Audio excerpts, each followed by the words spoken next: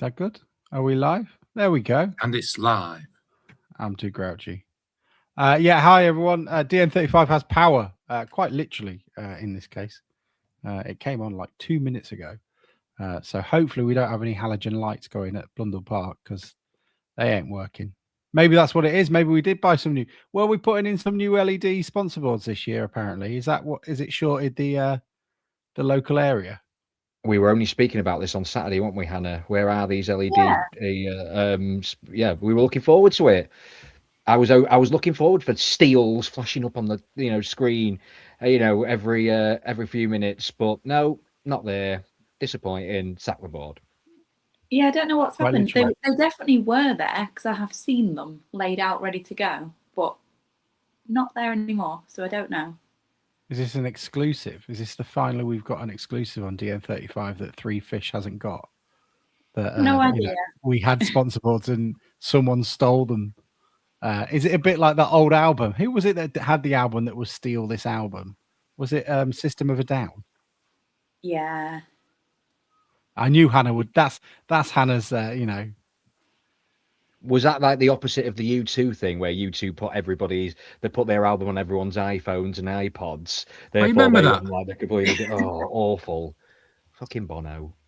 Don't listen to U2. I can't get rid of it. No, because over the days you used to load things onto your iPod, weren't they? So you were listening on shuffle, and then this song that I had not bought or downloaded or ripped onto it just appeared on my thing one day, and it really confused me. Sam, can you remember the days you used to have to record the top 40 off the wireless?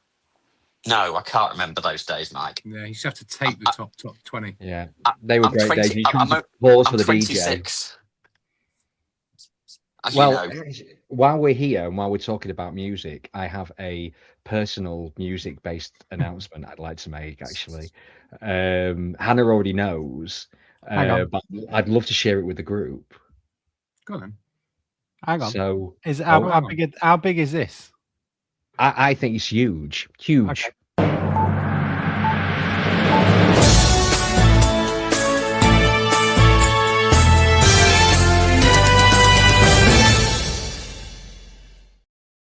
So after 7 years of hurt, I this week will be making my return to Popmaster on Greatest Hits Radio, and I am determined this time gonna bring it home. Come on, boys.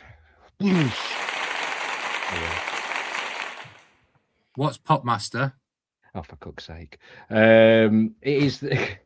It is a musical quiz that has been ongoing for many, many years, presented by usually presented by Ken Bruce. He had it on Radio 2.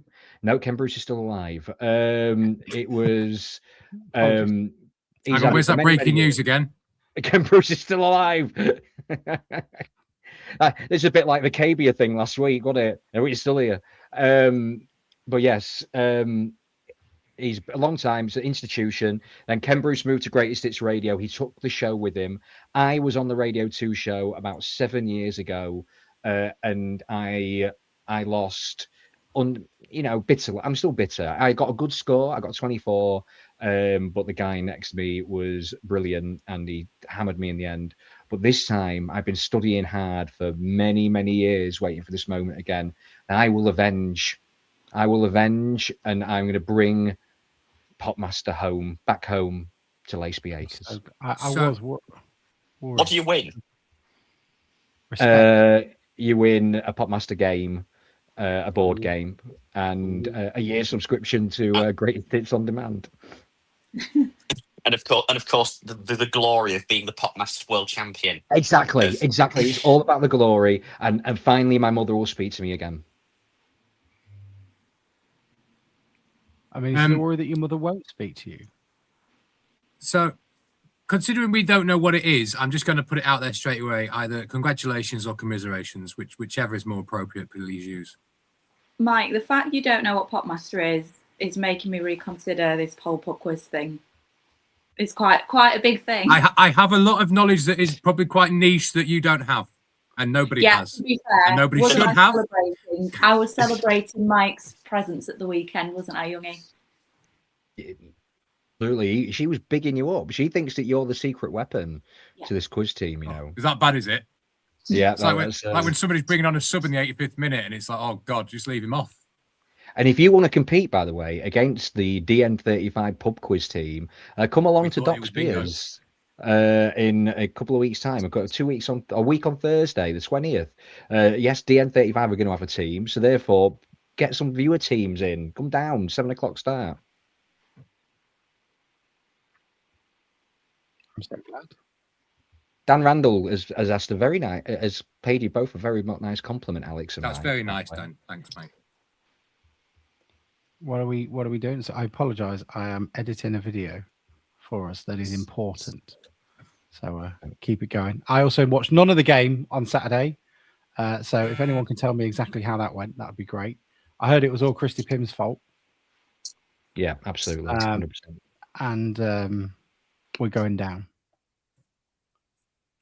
Yep. We don't have to talk about it, really. You've just summed it up. Thank you, and good night. Yep, cheers. Oh, Dan, you're very kind. Yes, I'm on the Manjaro jabs. I don't think I am. I can't afford them. I can't afford this. This season's lot of and Manjaro. Mike's going to keep talking over. However, if Manjaro want to sponsor us, I think we'll just get Giacomo. Does anyone want to start off about Blackpool? I mean, first and foremost, what do people think about having the League Cup first game of the season?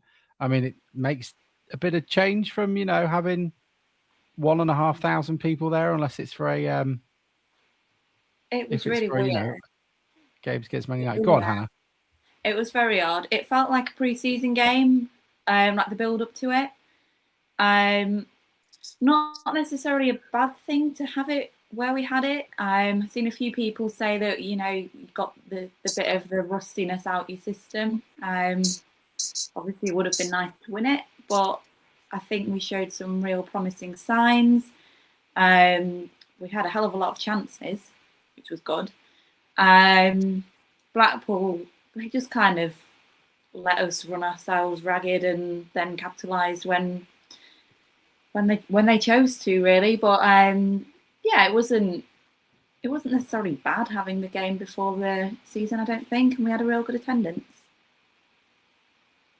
Yeah, I think from a draw point of view, it's a great idea to have a competitive game kind of before the season starts. And like I said, usually you're lucky to get kind of 2,000, 2,500 of them games, aren't you? We had just under 5,000, and it was it was a good turnout.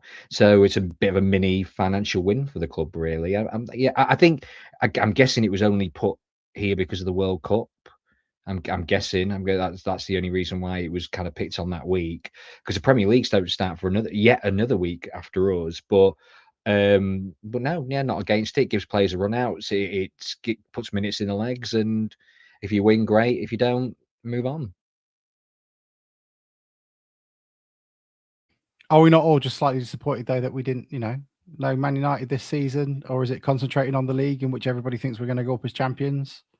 We will pay for that Manchester United game by losing in the first round of this competition for the next 25 years now, something like that. But that's the way it's going to go, I think, now.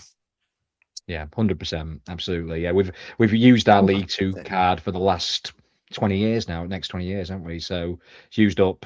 Tottenham was the same, wasn't it? When we beat Tottenham, that was it. Nothing then for years and years after that. But of course, that was our second one in 5 years. That was only 4 and a bit. That was only 4 years after Anfield, wasn't it? So yeah, we have had a bit of cup success over the last few years, though. Southampton away and getting to the quarterfinals, the FA Cup, and then try and just concentrate on the league, because I think it had a bit of a detrimental impact on us last season. You look back at the end of the season, 2 or 3 games we could have turned into wins. I think would have gone up, and there was a definite fall off with that amount of football we were playing in those high games. So it doesn't bother me. And not to mention, even earlier in the seasons, the games either side of when we had big cup games, whether it was Accrington before Man U or was it Barnet after Wednesday, we dropped point. Walsall was after the Wolves game, wasn't it? It just, there's a lot of drop points in and around those games. So I was, sort of almost 51% happy we went out, if you get what I mean by that. And there's a lot more football played on that pitch as well, wasn't it? I mean, go back to the Wolves game, like So that affected the season some bit as well. So the little amount of football that can be played on that pitch this season, the better. And we all know that there is one trophy that hasn't come home for many, many years, and we haven't taken it seriously. And this is the year now. The League Cup's done. It's out the way, so we can finally bring home the Lynx Senior Cup. That's what matters. We need to become the pride of Lincolnshire again. Bring it back home with us. Jobs are good, and we'll have a parade down Horncastle High Street. I could get a photo with you, Yowie, with Lincolnshire Cup in one arm and the Popmaster Champion trophy on the other hand. That's the dream I can never even dream of. That's beyond the realm. That is the double. Forget the Premier League and Champions League. That is the double. I can imagine by the way, Youngie there like Jack Grealish on top of the 9X. Look, all I'm saying is, if I win Popmaster, it's not just a win for me; it's a win for Grimsby. Well, how are you announcing yourself? Do you get to announce yourself like, "Hi, this is Richard Young from, Grimsby"? What do you do, Youngie? Are you going to just say, "I am the professional voice of DN35"? DN35 will get a mention because it's not the BBC anymore, so you can mention it now. Like the Beeb, when it was on the Beeb, you used to get the kind of, you can't mention, commercial entities and all that. You can do it now. It's on Great Six Radio, so there will be. Are we a commercial entity? Well, I've heard it's called something similar to that. We are a communist entity, wasn't it? Yeah. Sam was getting very angry with our left-wing thinking. Are we still under the Talk Sport network thing? We are, yes. Yeah, we are. Yes, we are proud members of the Talk Sport network, and whoever is on it. An MP3 player. Oh, that is a very naughty prize, an MP3 player. Did you? I got that for Christmas one year. Digital disc, mini disc. Mini disc. No, mini disc, Mike. No, go for. I'm not that old. You really are. Scott Woodfall will clarify. Well, sorry. Did anyone here ever have a Walkman? Is it a Walkman? Yes, I had a Walkman. Yeah, absolutely. Yeah. We all had Walkman. Do you have a Discman, Hannah? Did you have a CD one? I was just going to chip in though. I once received an Easter egg, and it was Blue, like the band Blue. It was an Easter egg with a little pocket radio with headphones coming out, and that was the best Easter egg I've ever had. What? Yeah, it was outstanding. It was incredible. Thank you, Mum and Dad. What Grimsby Town related Easter eggs do we think we could make? Like, what was? Oh, I don't know. It'd just be Barry Conlon, wouldn't it? Notable eggs, Barry Conlon. Who else has been? Who is a notably bald former Town player? I think we've been quite. Stacey Caldicott. Yeah, Cam McJanet's there now.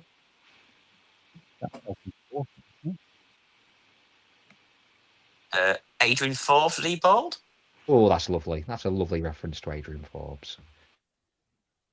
It is Hannah. Hannah, you are a little bit hissy, so I'm going to mute you. So only on mute when you're talking. Rude.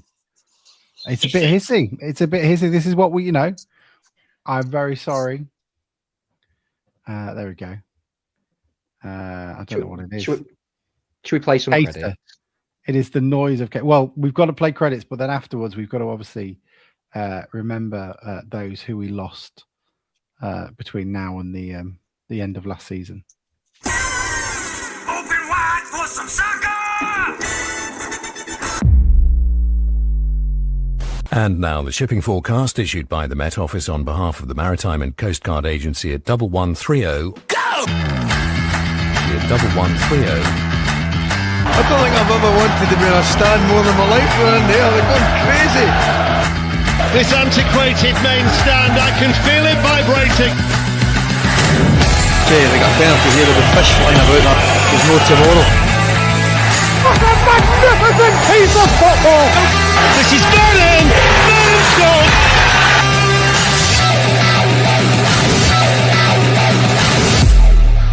The supporters are invading the pitch because Grimsby Town have caused one of the biggest upsets in their history.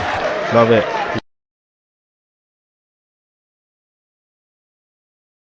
Welcome everyone to the DN35 podcast. I am clearly padding now, but one thing we've never done on this show is remember the great institutions of Grimsby that we have all known and loved. Youngie, it was sad that Fish and Chick went with a whimper rather than with the golden parade it deserved. Same with St. James's Fish Restaurant. JD dancing, whatever it was called, the Winter Gardens. The And pier. now the pier has gone. Yes, Mike. The roundabout at my park on Laceby Acres. Yeah, that's gone. Yeah, that's The school. More importantly, the school on Laceby Acres, where they went, nah, we don't need that school. The school I went to is now gone. No, Western. Didn't they lose Western? Yeah, it's gone. That's where I went. It's gone. It's gone. But now we have to add another pantheon to these great institutions which we've known and loved. And I'm really sorry for us exiles that don't necessarily know about this yet. But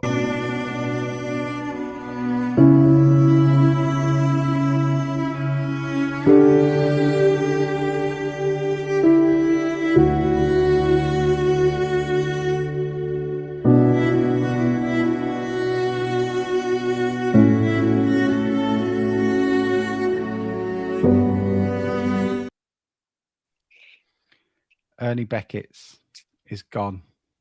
And it doesn't matter how many Reform MPs stand outside of it shouting into a roadworks. It's gone from us.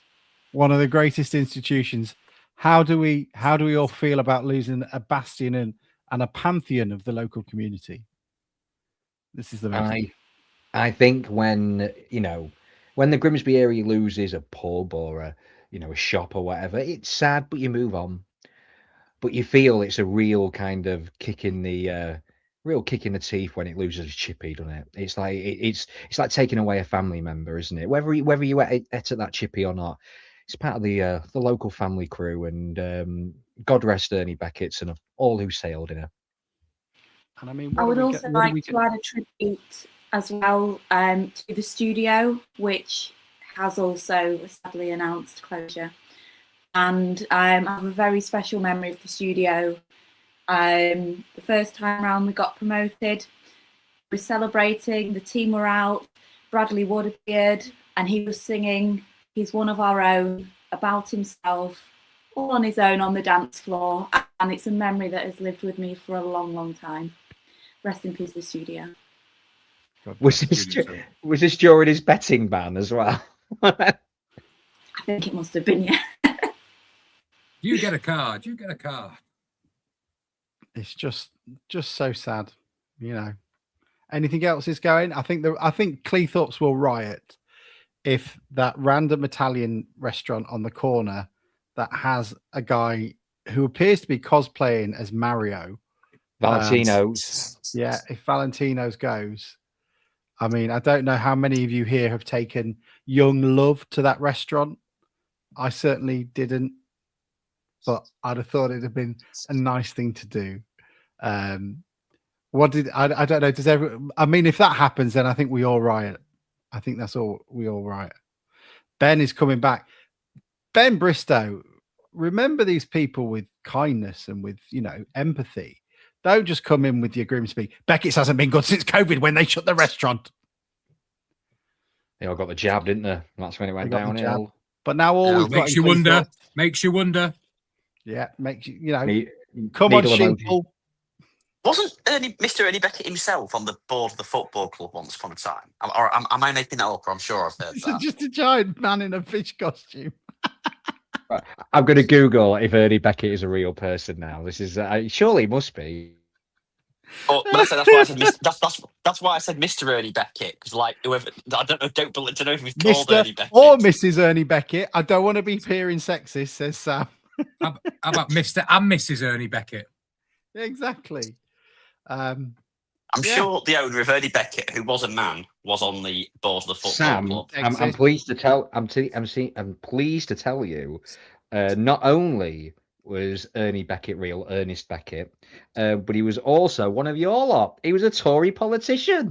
No wonder.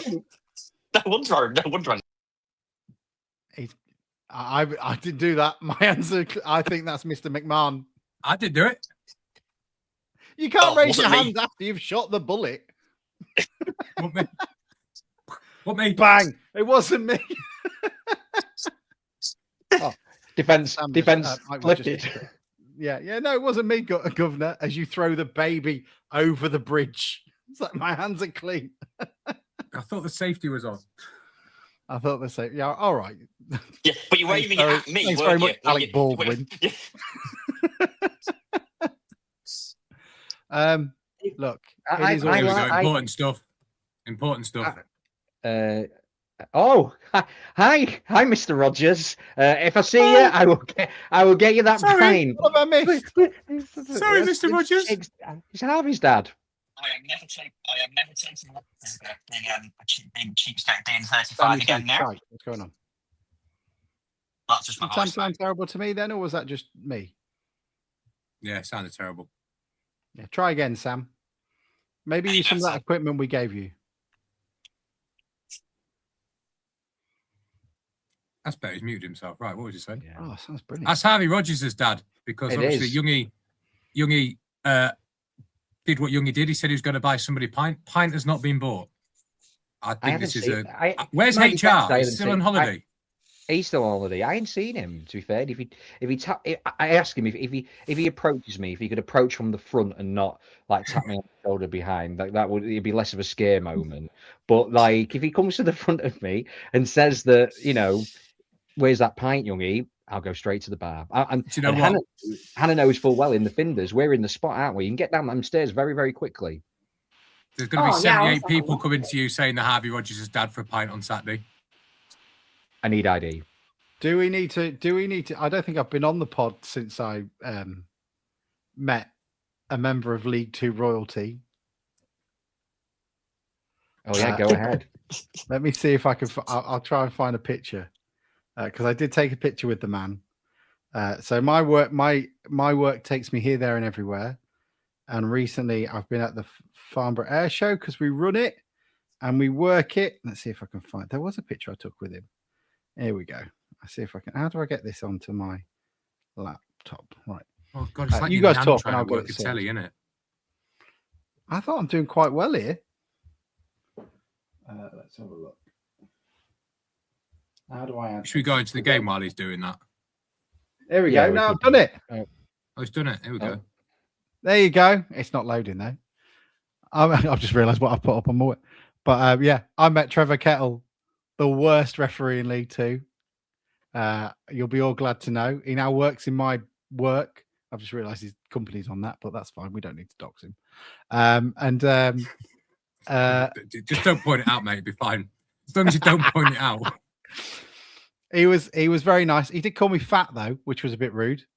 So there we go. I introduced myself because I'd been emailing him for a while and I didn't know who he was. And I said, look, pleasure to meet you. I was slightly worried you were this god awful ref we used to have called Trevor Kettle. And he goes, yeah, that's me.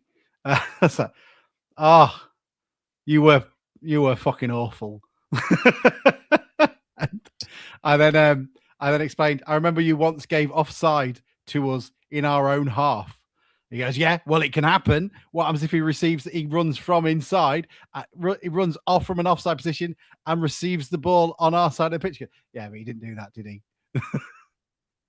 And he then doubled down saying it doesn't matter anyway because our lad is now refereeing and he gave you lot 2 soft as shit penalties last season. So you're now equal with the Kettle family. So there you go. That's what he had to say. He's a, spicy man, lovely man, terrible ref. What's the plural for kettles? Twat, isn't it? It's a twat. It's a twat of kettles. Yeah. By the way, last season we gave a lot of stick to Mike for having friends in football. So Alex could start the season as referee friend. Oh, friend. I don't want to be friends with referees. Do you? You Oh, are. You're not. He's your new mate. he's my new mate, Trevor Kettle. Shall we try? Do you want me to try and get him on the podcast?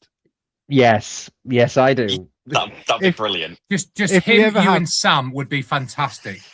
If we ever have like Why a me? sponsor- we have any controversial refereeing decisions, we will ask Trevor Kettle for his opinion on it, and 98% of them will be wrong. that is a fantastic description of. Was Nigel Hare the referee? B-Tech 10 from Barbie. Well done, Aaron. It's very good. So yeah, we are all mixing now with the rich and famous. Mike has had John Healy, Chancellor of the Exchequer on his old house. Sam, no, I was in his house. It was 20 years ago. Used to be important, but now is irrelevant. Thank God. Hannah's doing. Who's the most famous person you've met, Hannah? You've met some famous people. I remember seeing stuff on your Facebook of meeting famous people. Oh, Bradley Wood. Yeah, Bradley Wood's there. I went to school with Charles Burnham. That's a minor claim. I've met the World Cup at Bank, so that kind of cancels that out a little bit. You met the World Cup? I've met the World Cup, yeah. Was it nice? Yeah, it was lovely. Check the fans well. I haven't met him, but I was on the same aeroplane as Noel Gallagher. That's my best one. Oh, come on. That's a good one. That's good. I went to the same school as Maxine Carr. Not sure that's the same. You met anybody, Sam? Yeah, Sam. Who's the most famous person you've met? Is it Trevor Kettle or higher? But it depends basically what you view as higher than Trevor Kettle, because I'm not sure most of our listeners would be particularly interested in various. Well, I'll tell you what.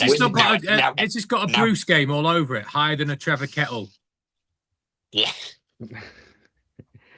Go on, we'll be the judge of Alex. Well, Alex can be the judge. Let's play. Higher than Trevor Kettle or not? Higher or lower? Sam's celebrity meets. Play your arsehole cards right. Okay, because most of them are foreign politicians, it must be said. So I've got 4 former prime ministers I've met, at least a conversation with. Who else have I met? I've met John Barnes. I've met Brian May. I've tried to. I saw him across the road. I tried to meet Jeremy Clarkson, but I couldn't quite get to him on the Farmers' Protest Day. Is this controversial? We finding out Sam was there. Sam was on the Farmers. I was unemployed at the time. I had nothing better to do. So you decide to hang out with lots of other people with plenty of free time in the middle of the day. Yeah, well, okay, we're not going to go down that. I'm not going to go down that line. I'm not going to engage in that conversation. At some point, 30 minutes in. You and that Brexit blow, wasn't it? You and on the megaphone. Sam, Sam, when you're unemployed, are you going to start doing what everyone else who's unemployed in Grimsby does and just cycle around trying to film police doing random stops with people? No, I did. He's eating a seagull. I feel unemployed.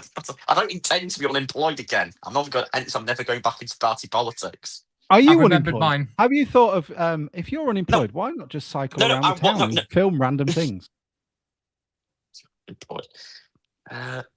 Sure, there's some other people I can think of. I try hard enough. That's fine. I've got one that trumps them all. Ollie Pope, I met him. I bumped into him in a coffee bar in Clapham. Apparently, that's not enough. It's not enough. Can I tell you mine? Because it trumps all of those. Paul Gascoigne. And do you want to know how I met him? In the mid-90s, at some point, he went missing for the weekend, and he was on the news that he was missing. And he was on my granddad's fishing farm that he'd hired out for the weekend. And I was watching the news with him saying he was missing. There you go. That wins by a country mile, that one. Yeah, and I've got to go. I'm back in a minute. Yeah. I work with Gaza. Well, that trumps that. So, Ben Bristow pissed off Paolo Nutini trying to get a selfie in a pub. Nice. I pissed off Hashim Amla by having the temerity to walk out into the Oval and distract him when he was batting. I had a wee next to Pete Doherty from the Libertines. What are we? We're talking in peak Liberty. We're talking in like peak fame of Libertines as well. All I kind of looked then. It's when he was going out with Kate Moss, so I just kind of kept looking across, going, "Oh, you know what I mean?" Poor Kate.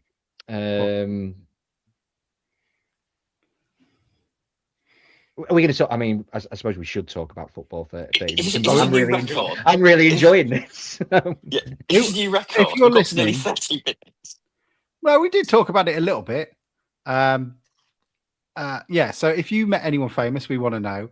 And what other buildings and institutions would you like to remember on our in memoriam for great institutions of Grimsby and Cleethorpes? We want to hear from you. Are you do you have a fondness from Scather Baths? Do you miss the Walkabout or Yates's?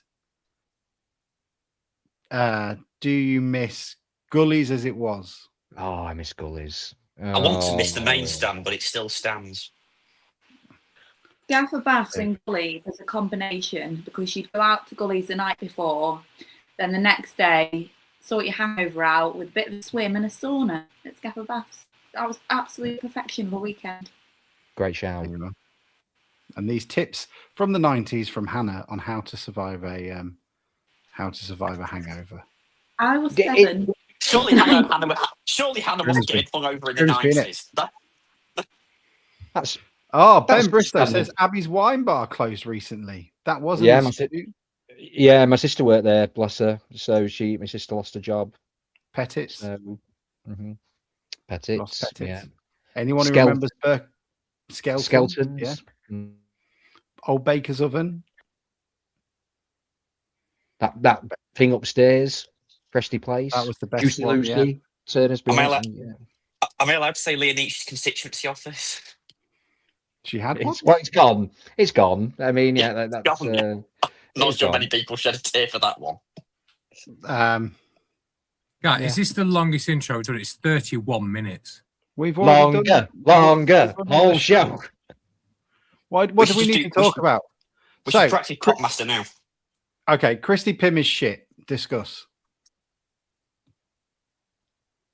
Put the mic on. Yeah, Mike versus Sam on this one. No, hang on. We need to go to Sam. Sam is the goalkeeping expert.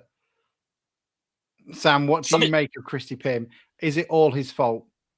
Well, obviously, everything is his fault.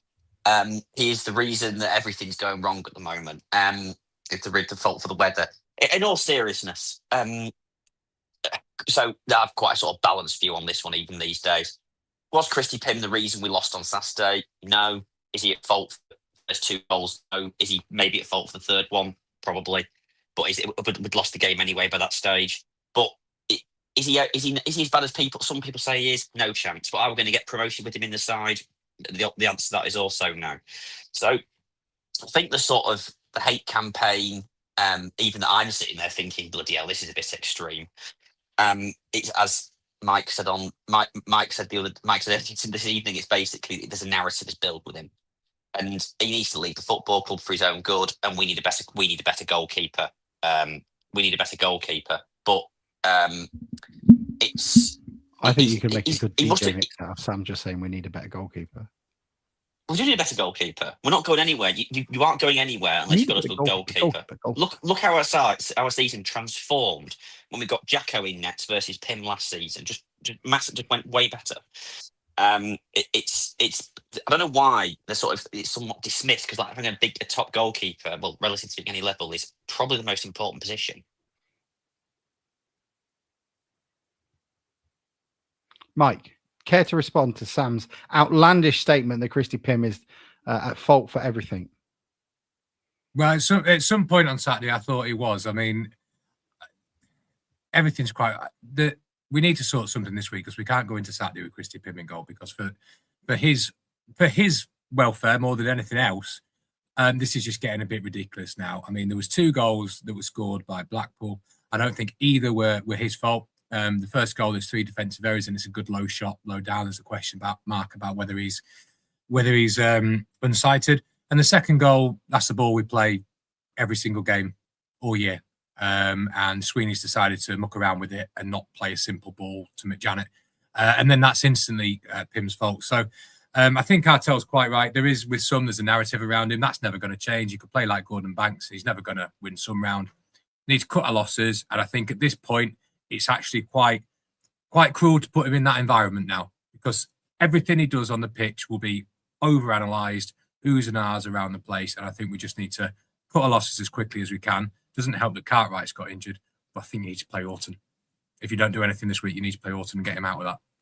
One thing I think Hannah will agree with me. there were a few kind of moans. I certainly don't think in the ground there was a kind of lot of issues with Pim being in goal. I think there was maybe a few kind of groans and moans here and then, but he certainly wasn't getting kind of a pelters from the home support, I don't think. There's a difference between kind of a minority online and actual kind of supporters that were at the game. So I'll defend the support in that case. I don't think kind of I get it. You can certainly kind of feel a bit of a tension when the ball was coming near him, perhaps, but it certainly wasn't. It wasn't nasty, or it wasn't hateful. Hannah, am I wrong in that, or? No, I'd agree. I think it felt more like people felt sorry for him, which isn't great in itself. But I will caveat that with I was sat in the upper with Youngie, not in my regular seat in the pontoon. So who knows what they thought. But there was one vile man right at the end, and that's all I heard really. I agree with. He's not the best keeper, and it is best for everyone that he moves on. I don't agree with Sam discussing the narrative that's been built without saying that he was part of building that narrative. I'm going to push back against that. I started off by saying he was an improvement, and then I said I said he became embarrassing towards the end of the time he was there. He can get the tapes if you like to say to prove that I was in favour of him at one stage. Yeah, I think he's not been good enough. I think it's overblown how bad he was. I think I went back in the summer and watched the goals he conceded, and I think there was 4 that you could put a question mark. 3 of them a big question mark, and 1 of them was a bit 50-50. But if you go by what's said about it, you think he was letting in goals left, right, and centre. And as we discussed before that Barrow game, there was no conversation about Christy Pym. In fact, and I didn't do it to point Sam out. I did it to really just demonstrate that our minds do change. We were praising him. Me and Youngie were sat on it praising him about how good he was and his distribution and stuff. And then he had 4 bad games and got injured. So as bad as he's been in those, I think the fact he got injured and somebody came and replaced him was really good, has made it worse. And I don't think he can recover from it. From his perspective, yeah. No, I think in everybody's minds, because the last thing we remember is 4 really bad games. And that was nearly a year ago. And that's all you remember. Yeah, and we don't know whether or not Pym would have recovered from that, do we? Because he got replaced, and there might have been a good chance that Pym recovered from that, and it would forgotten about towards the end of the season. I think it's an easy narrative to go, oh well, dropping Pym and bringing Jackson Smith in was the answer. Did it help? Probably a lot, but until you know the situation at hand, you can't fully answer that question. I think Maldini and Cook also had a say in that. And I also think Tory, coming of age, had a say in that, and a slight different change of how we play. And Jackson Smith, I think they all did. It wasn't as simple as we've got rid of Pym. We're now a really good team. We were a good team before that. Our problem was not sticking it in the back of the net. That's what we were talking about then, is taking chances. That's what the problem was. That was half of it. Half of it was also. There's half of it was not taking any chances, and the other half of it was we conceded something like 9 goals from 11 shots on target or something daft. Yeah, it wasn't just to say it was he was making no. Anyway, I said to Bloom in the face. I was about Pym. I'm not going to go on about. So my big thing was how he responded. Really, I think that was my problem. I personally think he's come back overweight, which is, ironic and hypocritical of me to say, but I'm not a professional sportsman. But I think he's come back overweight. I don't think he was very good. Youngie, I mean, you were there as well. Cleethorpes Town is the only other game I've seen him at this season, and against a semi-professional team, I thought it was pretty flappy. And also, the only real time that you come back after 4 games and injury, get your head down and get on with it. All I saw him do was flogging insurance, and that's the bigger thing for me. Footballers are allowed to make money elsewhere, but that's all I really saw of him. When I was expecting him to get back on it. That being said, I don't think it. I think it'd be irresponsible to put Seb Orton in on the first game of the season in the league. I think he's our number 1 goalkeeper if he's here. The fact that we haven't taken him off the transfer list suggests that the club aren't particularly happy with him. And I think the club clearly put all their eggs in one basket when they wanted to sign Jackson Smith. There's obviously rumours of this guy from Arsenal. There's a rumour of another guy, but it is the club's fault and club's problem that we're in this particular position, and it's up to them to sort it quickly, because I do agree it's not, it's not the best for us. We're looking at a keeper here that's probably a half decent mid-table keeper. We're looking to win the league, not make up the numbers. And you need somebody, he's a professional sportsman. If his confidence shot, then get over it and get on with it. And if you think the fans are against you, then you had 4 games when you're putting in James McEwen like performances in terms of 9s out of 10s, and people quickly forget. But I think everybody, not too high, not too low. Let's see how he goes. But unless I don't see us bringing anyone in before now and the start of the season. That's my thoughts on it anyway. There is a rumor that there is somebody coming in. Max Thompson. Yeah, Max Thompson. That seems to be the talk, doesn't it? Well, it was quite interesting because I was on with James Hogarth, and he said quite blankly, on the radio, that they've been told there's nothing in it, which I don't understand, because there's a lot of noise, isn't there? Whether he was here and he's been training or gone, I don't know, but there was definitely something in it for that amount of noise. Well, he was at Cheapside, wasn't he? That was a talk, wasn't it? That he was at Cheapside last week. But I mean, is it another issue? I mean, me and Mike were talking on Saturday, and I get Mike's points if they're all serious injuries, but there's a bit of a concern that, like, now Cartwright's had 3 quite serious injuries for a keeper that's so young. The goalkeepers don't tend to get big injuries, and yeah, it's a Steve Crowston is pushing forward, going, "How dare you?" Yeah, it's true. I think no one, is it? I did check that, Youngie. I think I was wrong. The information I can get online, they're all thigh injuries. Yeah, that's a bit. I thought there was a couple of impacts in there, but no, it seems from online they're all thigh injuries. So that's a big problem. I mean, Saturday I thought we played really, really well, but going into the season on Saturday, you're looking around the squad and thinking, "Oh, we need to do a fair bit." We're good 1 to 11, but where's that depth that we had at the end of the season? So that's a worrying thing. We've got some bits to do still. Yeah, the Saturday's a strange game, isn't it? Because I think first half, take away their goal, we bossed that first half really, and Vernon has that sitter in front of the pontoon, doesn't he? All he's got to do is get his toe end on it. It makes it 1-1. I think it's a completely different game then. But the second half, we didn't really get at them straight off the bat and allowed them. It was a stupid goal to concede. It was 2-0, and it's a bit of a mountain to climb from there. But Saturday's a strange game. It's one of them games that could have gone either way. If we say just to take a couple of them chances, a bit like last season we were talking about, and we'd probably go and win that game, maybe 3-1, 3-2, something like that. So it was a bit of an odd game. It wasn't necessarily a bad performance, but it was affected by poor individual decision making.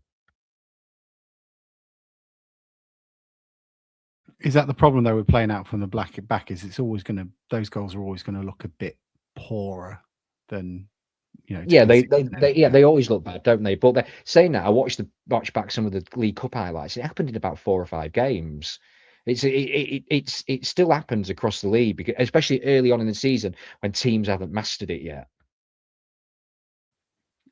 It's going to be really. I quite like our starting 11. I think it's quite good. I think me and Mike had this conversation when I was driving back. You've got we probably need 2 wingers. We need 2 left wingers, apparently. A person in the middle of the park. I quite like the rumour about Harry Clifton coming back, but I don't know whether or not there's any rumour to it, any truth to it. And then, probably another. I still think we're pretty light up front. Yeah, I mean, the thing about Saturday is the playing out from the back thing. I know people get in their bonnet about it, but that's a big part of what we do. So you can't take a big part of what we do and say don't do that and then still have the same product at the end. It's just one of these things. If we'd played an easy pass, we'd have been out and quite nice bit of build-up play. But Saturday I thought we were really good attacking wise. The problem I had is it's that Green and Walker thing again, especially against a good team in League One. They absolutely tore us apart in transition. There was massive times. I mean, Hannah was there, probably saw it more from her view, but there's massive times with so much space in the middle of the park and they were just running at us. And that concerned me. I don't think we can do that too often, which I think shows you why we need something in the middle, because he doesn't want to play, who's the Irish, is it Doyle? do want to play him because it's his first sort of men's team, so you can't rely on him being a starter just yet. And that's the only other options we've got in there. Yeah, I thought, and I said this to Youngie, I think, either Blackpool did a real good job or Green was just off it, but he just didn't seem his noticeable self on Saturday. And Walker, as much as I love and adore him, he can't last a full game. I mean, he had 2 incredible chances that were saved, or I think both were saved, but yeah, he can't see a game out, sadly. So yeah, we do need, dare I say, someone like Harry Clifton. Who? No, not sure I've heard of that lad. Who is he? But, am I missing something here? Are we in the know about something? And I don't. And no. You obviously didn't listen to me. You chatting, did he, Youngie? No, clearly doesn't listen back to his own podcast. That's fine. Can we get excited about Ewan Morgan though? My word, like me and Hannah were swooning, weren't we, for that 20 minutes every time we got on the ball. Oh my word, Hannah, you go. Handsome lad. You tell it. Well, he's no Jamie Walker, but oh my God, on the ball, off the ball, wherever he was, all eyes were on him. He was excellent. His movement, the way he got around the pitch, the positions. I mean, we've only watched him for a few minutes, but it was a very promising few minutes. Do you think they'll start him on Saturday? They better do. It didn't help as well. Where else can he play? Is it just up front, or can he play elsewhere? He played in Justin's position, but Justin was so slow, which he kind of, like, he's got it in him to go faster. So when Morgan came on and suddenly spiced it up a bit, it was very exciting.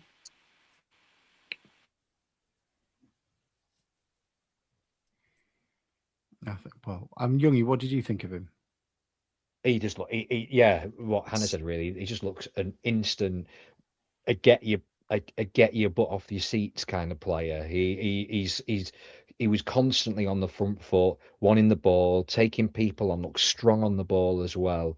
It was just exciting. As soon as I think everyone around us, as soon as he had his first touch, I think he took out two defenders, and you're like, oh, okay, this lad's got something here. He reminded me of McAtee, actually, like a bit of swagger about him, and he's clearly got a lot of self-confidence. He's very exciting, and like I said, he played on the right wing, and apparently he can play all across the forward line, so on the wings and through the middle. But no, I think definitely a player to get excited about. Just to add a sort of slight note of caution, we've seen him for 15, 20 minutes it'd be important not to lump too much expectation on an admittedly young lad with not much first-team football behind him. I have been told all the way through my adult life, Sam, that 15 minutes is a long time. You do realise this is the whole thing about being a football fan, Sam. You can get carried away off whatever. Sam, do you not feel vilified right now? People, if you can go over the top either way, and when you go over the top the way you want to, people criticise you for throwing goalkeepers on an ever largening pile of fire, but people are getting excited about a striker. Do you feel vilified for that? Vilified's the wrong word. Vilified's the wrong word, but I think it's more just I sort of often take the what's it called, the contrarian view. So you have to kind of accept you might get nailed occasionally. No, he is right. I just don't like the fact he's right. That's the thing. He's right, but I don't like the fact he's right.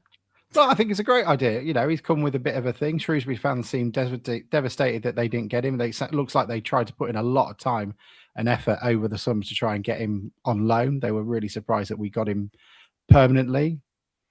So yeah, I'm it looks great, and it's exactly the model we've got. I'm disappointed Cabria went after a season. Quite frankly, as long as we've avoided, and I don't think we have avoided the $1 million, Dr. Evil quote. That's all we ever asked for. I would like to think we got a little bit more, but we'll never find out really. But it looks like we've invested it in the right way. We just need to invest it in a few more, and It is time for us to be a little bit patient, I think. Obviously, we can't keep reiterating it enough. The club have gone through some devastating stuff. If anyone hasn't taken a minute to listen to that David Artell interview with James Hogarth, please do take a minute to listen to it, because it's worth listening to how he's struggled with the death of Alex Hughes. And that is a massive part of his team, especially at the, and when else do you need your senior member of recruitment then at the beginning, in the middle of the off season? So we might have missed, or we might be missing a step because of it. So I think fans just need to be a little bit patient, and that might be the same with Pim. We might all be a little bit nervous, but we're supporters for a reason. Until he gives us a reason this season to mistrust him, I think we've just got to give everyone our full backing, because that's the only way we're going to get out of Division 4. And maybe that's too happy clappy for me. Q watching this Michael replay this to me in 3 months' time when I'm going, he's shit. He's fucking thrown this league away because of it. Absolutely fat insurance salesman from the Midlands. That's all he is, etc. 3 months. It could be Sunday evening, mate, when we've lost home to Exeter. Yeah, You don't fly off the handle about town, Alex. That was a Freudian forced slip, there. wasn't it? It was programmed to say Sam, wasn't it? I would say the interesting, the good thing is you've brought in a lad that's 20 years old, so 6 years younger than Kabia. You've paid some money. He's obviously wanted by a lot of teams, and you've given him a 3-year deal. Now, we always have to remind ourselves, just contrast that with where we used to be. So I trust this recruitment process implicitly now. You brought in Doyle from Ireland, who was also wanted by other teams. So I think just let those couple bed in. The nice thing is we do have a strong 11. We just need a little bit of experience added to that, so we're not relying on these lads to come in and hit the ground running. Because I said to you earlier, Alex, we did that with Kabia when there was absolutely nobody else that could do the job, and he suffered from that run of games around where we weren't winning. The fact we was plugging him to death. So bit of patience and have a little bit of support around them so they can grow themselves. And you're not asking Doyle to play 50 games a season in his first season in adult football, full-time football.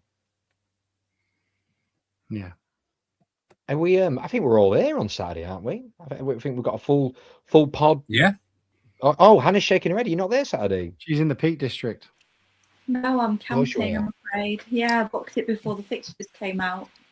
You booked camping? They just turn up with a tent? Going away with my friend. Unbelievable. I know.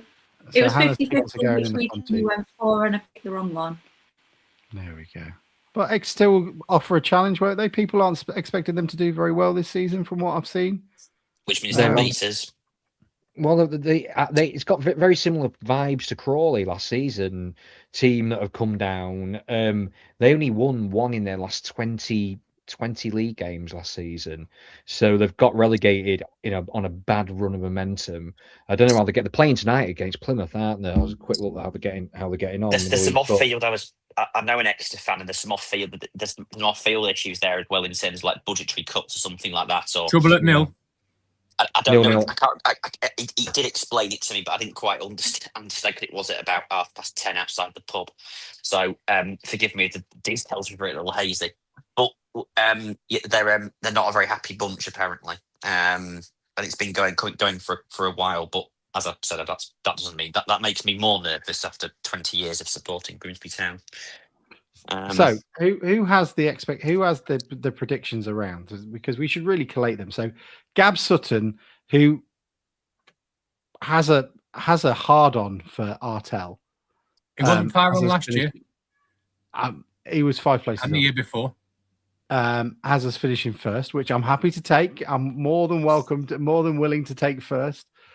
Where else has everybody else put us? Not the top 20. Where's 442 and when Saturday come and stuff like that putting us? I saw another one. I can't remember what bed is second or third. A lot of people have tipped us to go up. Like, and even you see like fans on Twitter doing it and so on.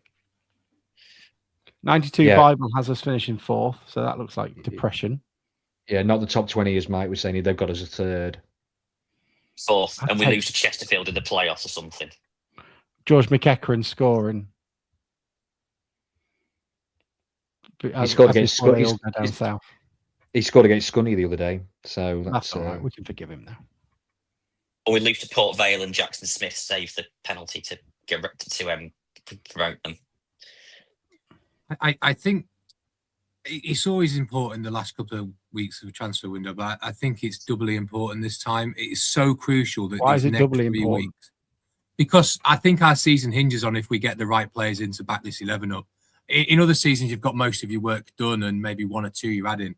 But I think it's really important now. If we want to take that next step, it has to be that this window has to improve us in the next 3 weeks. Can't wait till January. We saw last year we were the best team in the league from January.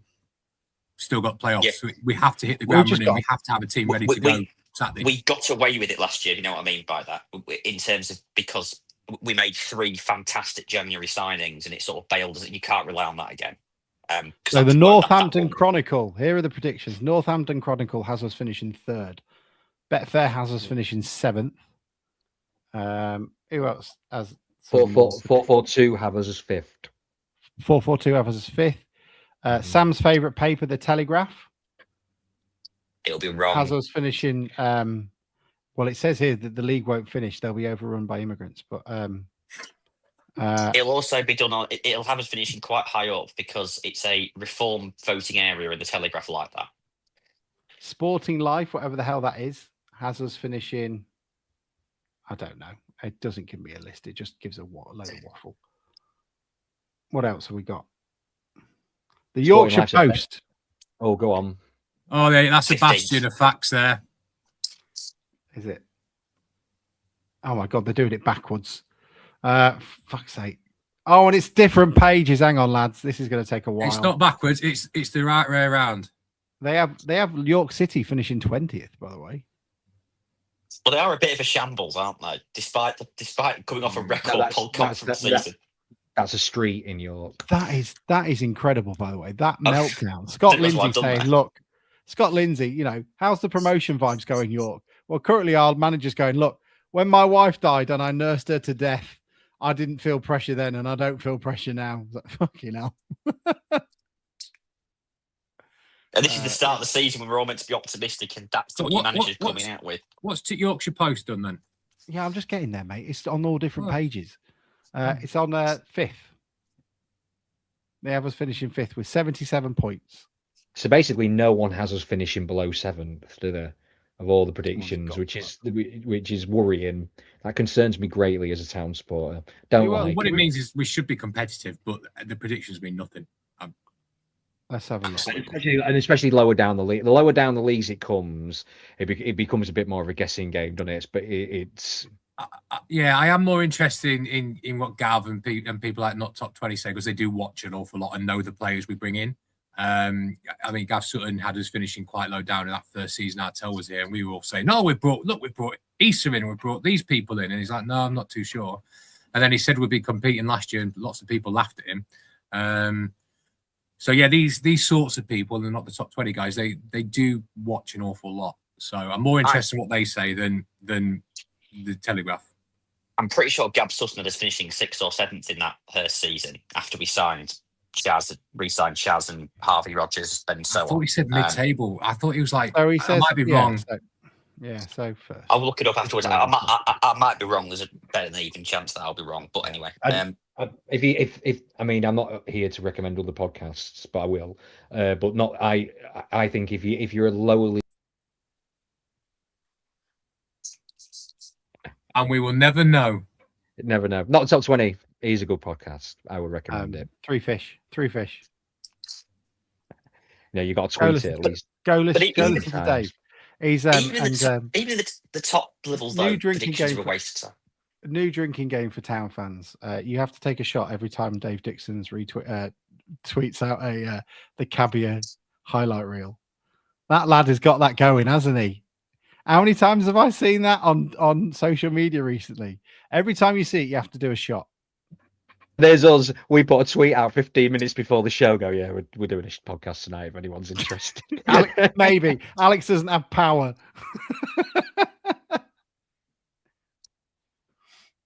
Everybody left when we started talking about the game. They were all interested in the kind in the sort of in the. My favourite though in the highlight of pre-season is Hannah getting so annoyed at me when we're doing the kit launch, and Dave Dixon is there interviewing everyone who's got a town top on, and then Hannah goes and grabs Cameron McJanet, and we just talked to him about his wife working at a school, and it's so much so that at one point Cameron McJanet goes, "Do you want to do an interview then?" It's like, "Nah, it's all right." Yeah, we had honestly a half an hour conversation about Caister. It was horrendous, and I feel ashamed as someone who works in marketing that we could not get the interview. We sent the 2 professional networkers, and no networking was done. No, I had it all lined up. Even I just backed myself to get that sorted. Food were good though. By the way, we'd like to point out this is not a dig at Dave Dixon. This is a dig at the state of us. How bad we are. I mean, DN35 Towers was like a scene from Star Trek when Scotty's getting the engine room blown up before we came on. It's like Alex is like, we don't have the power, we can't get on. No, it was more like Spaceballs. Yeah, space bollocks. Dave had his little corner set up, and he's got everyone with a little clippy mic, and I've got a clippy mic as well that we bought like 4 years ago. I'm not sure if it works. Like, Hannah, put this on. Does it sound all right? Well, the good news is I also spoke to Kabia, and he said whether he stays or goes, he will happily come on. So that door is still open. If you want Kabia on, he's up for it. So there you go. Let's get him on. And he's not going to be town player now, so what Leighton Orient care? Yeah, exactly. That's it. Yeah, have a word. Yeah, that's it. Exactly. I have come up with a little game if you want to play it. Oh, hang on then. Let me do the. I haven't done this for ages. We need some music.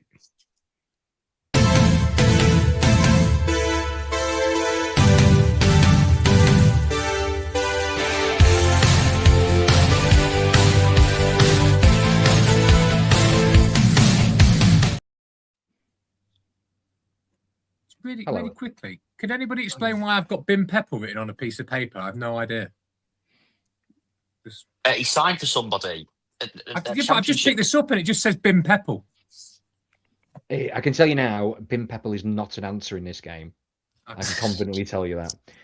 Because do you know what the reason why that Bim Pepper is not an answer in this game? Because this is about goal scorers, and he didn't score fuck all while he were here. So I remember my fantasy Premier League team though with John McAtee and Sariki Dembele. Yes. Connor Townsend, get him in. The most town players forward. Get Dean Henderson in goal. Like 4 former town players on it. Are we going to have to write a list? You can if you want. No, get on with it, Mike. Stop cheating. So, since the 08-09 season, there have been 20 players at my count that have scored on debut for Grimsby. What I would like to know is, who are them 20 players? I will go from top to bottom, starting with Mike. I have absolutely. Gavin Holohan was at Chesterfield. So his debut. Gavin Holohan. I'm going to check that because I believe that was his second game. Maybe. Hold the answer, but I believe that was his second game. Alex. Is Liam Hearn a good guess? It's a good guess, but it's not right. It's not right. It took him quite a while. Yeah, it took him quite a while to score. I think it was once he scored, it exploded, didn't he? He went on. Yeah, I wanted to go with Jamie Forrester, but Youngie didn't take us that far back. No, it wasn't that far back, unfortunately. He scored on his debut against Sunderland. Hannah. I am shocking at these games. I'm going to guess Manny. Manny Disawayru. I think it was he scored in his second game. I'd like to point out as well, Mike. Gavin Holohan made his debut against Solihull in a 2-1 loss. Well, he should have scored. That's all I'm saying. Should have scored. Yeah, absolutely. Sam. Hodge Hammond. Hodge Hammond. Yes, we have one. He did score on debut. Mike. What a debut. He scored and then went off with a hamstring injury and wasn't around for a while. Mr. Doug Tharm. Yes, I was shocked that you didn't go for that originally. But yes, Doug Tharm did score. Did Doug's career begin with him going off with a hamstring injury? But scoring a goal, that's how I like to remind myself. Talk about setting the tone. That is a Jonathan Woodgate-esque start to his career, isn't it? Did Alex. Jonathan Woodgate? I'm gonna go rogue. Joe Adams. Joe Adams, very rogue, too rogue though. He did score though. He only played like 5 games for us, and he scored one. he He scored in one. So I was assuming, the odds are in my favour. He scored overhead kick against Crawley, I think it was. If memory serves me That was it. Yes. Why do I remember that? Why? Joe Adams, we hardly knew you. There you go, Hannah. Sorry, my computer just froze. Did Danny Rose? Danny Rose did not. Scored his second game, so that's Notts County, but not in his first game. Sam. Andy Monkhouse. Andy Monkhouse. Oh. I'm pretty sure he scored at Kidderminster on the first day of the season. Let me just double check. I didn't have Andy Monkhouse as the goal scorer that day, but I will just check. Mike. I'm thinking logically here, because we're having this game now, why are we having this specific game? So I'm going to say Jays Cabia. Jays Cabia is absolutely That's why we're correct. having this game, isn't it? It is what. Yes, that was my thinking behind it. Yes, Jays Cabia did score on his Grimsby debut. Yes, that is correct. Alex, can you think of any? But if you can, get the rogue answers in, because I love the rogue answers. There are a few, and genuinely, there are some rogue answers in there. Jordan Maguire-Drew. Ooh. Didn't he score? Was it Halifax? Well, that might be a good one. He scored at home to Bromley. He came off the bench in the game before, so it wasn't his debut. Well, you didn't clarify, and that's not my fault. Andy Monkhouse is correct, Sam, by the way. Hannah. I think I've got one. I can't remember his name, but it was during COVID. Is it Grist? Ben Grist. Yeah. Oh, you are on the right lines. It's the young lad in COVID. Yes, there is a young lad in COVID, but it wasn't Ben Grist. Shut up. No. It's not your go, Alex. Oh, okay. On that note, I'm going to guess Lewis Boyd. It was Lewis Boyd. Yeah, as you said, Hannah, you put the cross in, Sam put it away. Absolutely.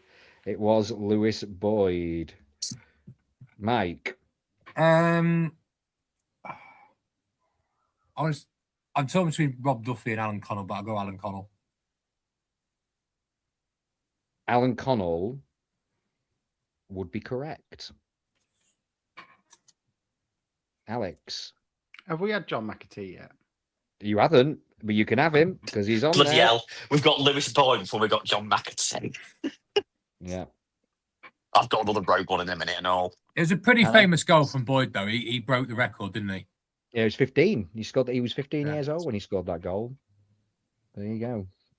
Hannah. Rob Duffy. Rob Duffy. Mike sets it up. Hannah beds it into the back of the net. Oh, why did I even do that? And I reckon that's the second. I reckon that's the fastest debut goal ever as well. Yes, it was like within the first minute or so, wasn't it? It was another pretty quick one. Caden Jackson. Yep. Caden Jackson scored against Morecambe. First game of the season. Ooh. Yeah. How long back? Somebody else might have scored in that game as well. well. Yeah. No. Ah, youngie. How long ago was this? Last what? Don't worry, mate. You get it going. Since 08-09. I don't know if it was before then, but Peter Bohr scored on his debut. It was literally the season before. He scored with his first touch ever in football. Yeah. I remember it. I was in the pony. Speaking of Peter Bohr, did anyone see him on the, speaking of our favourite YouTuber that goes around filming everybody, Pete Bohr, police constable, was on that the other week. There we go. Alex. Was he eating a pigeon? Ben Davis. He wasn't eating a pigeon. Ben Davis, yes. Thank you. There you go. Hannah.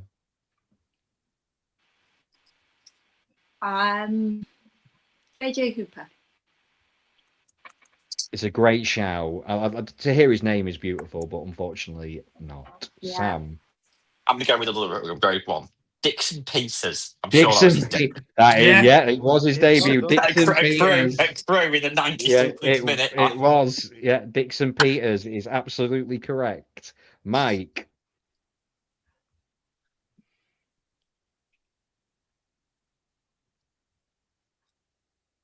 I don't think of him because he's having an argument on Instagram about being fat. Ollie Palmer.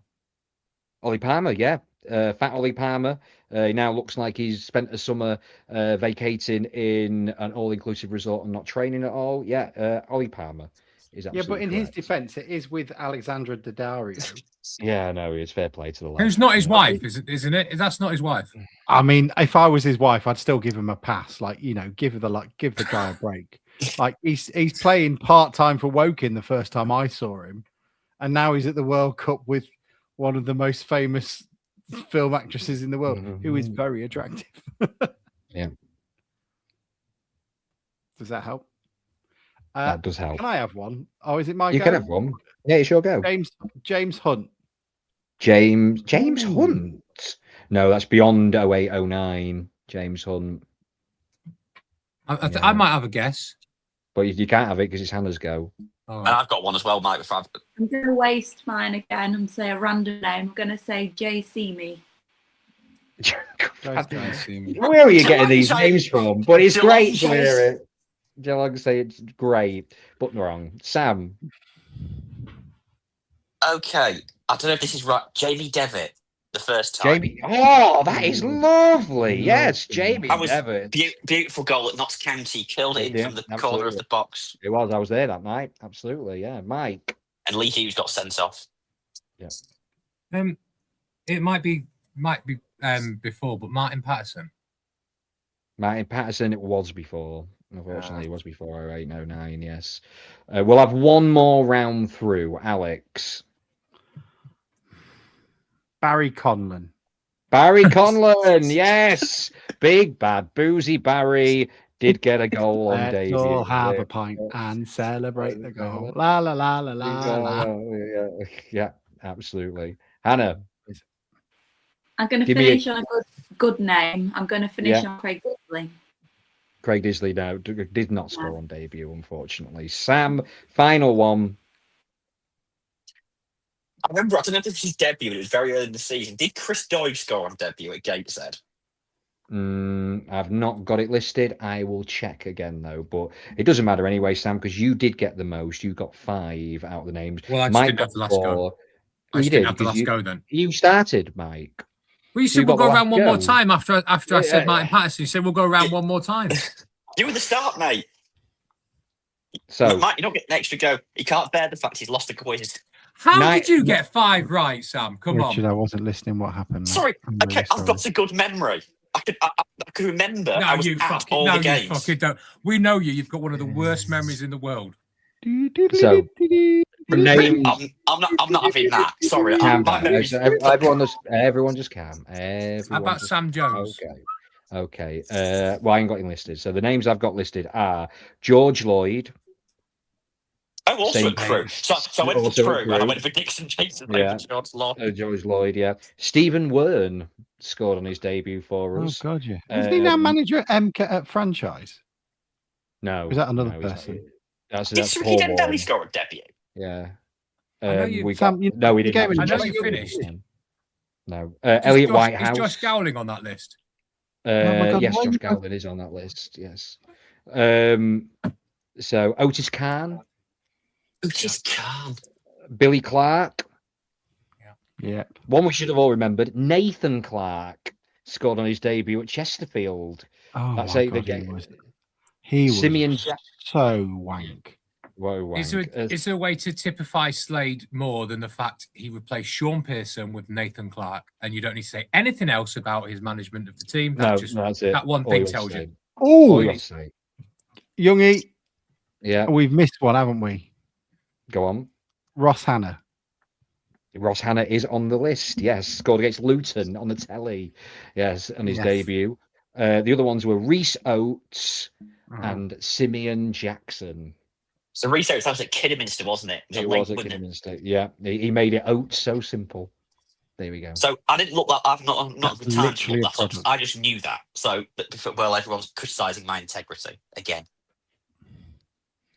Common theme. Smoke and fire, mate.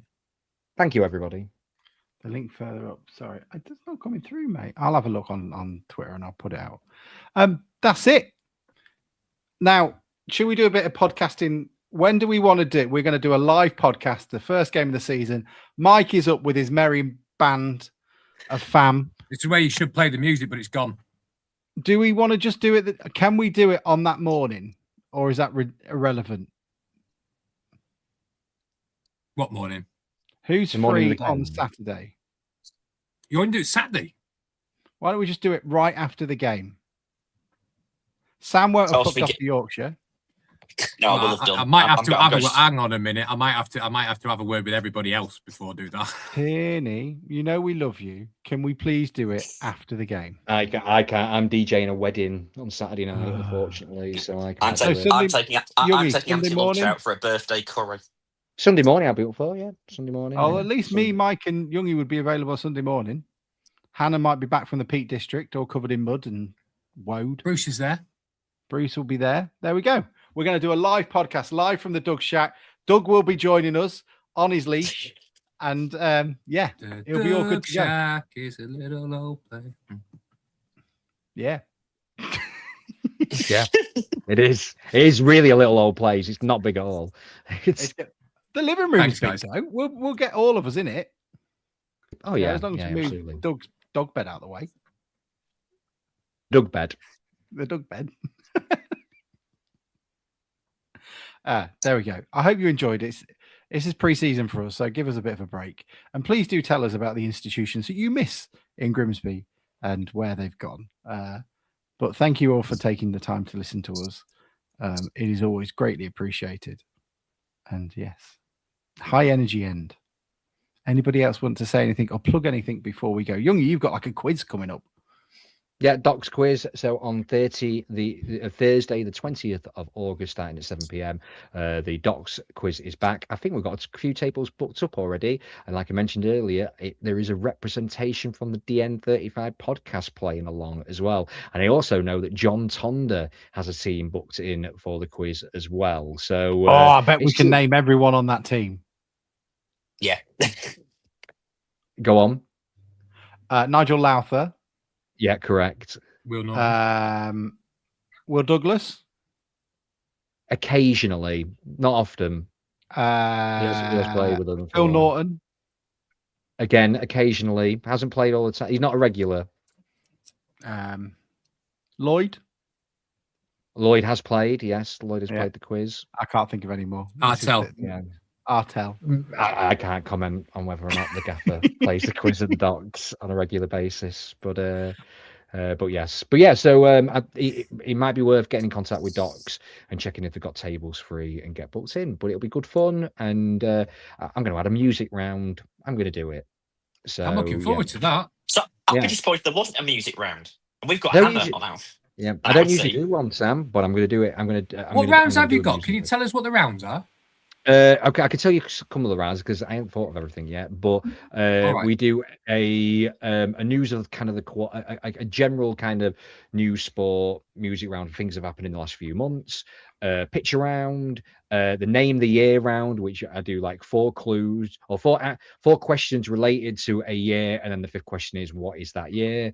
And then we do a wipeout round as well on the end, where you can get extra points if you get them all right, but you could lose all your points from the round if you get one wrong. So and then I do a little game of play your cards right at the end as well. Oh, is Bruce coming down with his lawyers? Bruce is dealing with Bruce's lawyers, as in the big Bruce, the Bruce in heaven. You know what I mean? He's got him on his back. Bruce is turning up with his lawyers because he needs to pay the lawyers he's got to pay off. Look, and he's going to go to that island. If he's going to go to that island on holiday, he's going to have to face the repercussions. It's like a litigation pyramid, isn't it? Yeah, which Bruce gets the gets the royalties. Open wide for some soccer! And now the shipping forecast issued by the Met Office on behalf of the Maritime and Coast Guard Agency at 1130. Go! At 1130. I don't think I've ever wanted to be on a stand more than my life around there. They're going crazy. This antiquated main stand, I can feel it vibrating. Say, they got a penalty here, there'll be fish flying about that. There's no tomorrow. What a magnificent piece of football! This is Vernon! Vernon scored!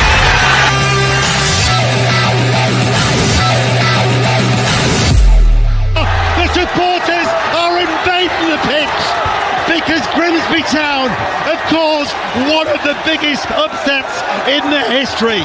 Love it.